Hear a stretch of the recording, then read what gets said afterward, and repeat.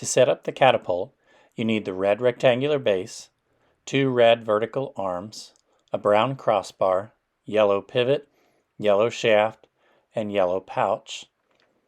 Put the vertical arms into the insets either towards one end or towards the middle of the rectangular base. And then you want to put in a brown crossbar. Take one of the wooden pieces, the wooden round dowel rods, feed it through one of the holes, and then slide it through the pivot, and then slide it through the hole on the other side, and then put a square dowel into the pivot.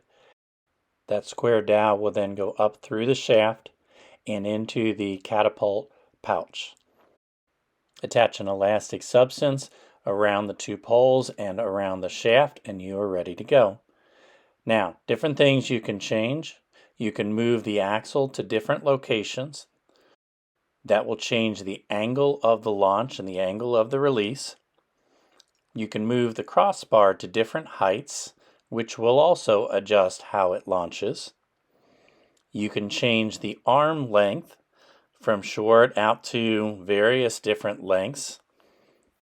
You can change the shaft location by sliding that shaft up and down to change the stretch of the rubber bands and the release. You can also change the location of the vertical arms to change the angles. And you can try using weight instead of elastic to be able to propel that arm to rotate. Ponder the physics of catapults.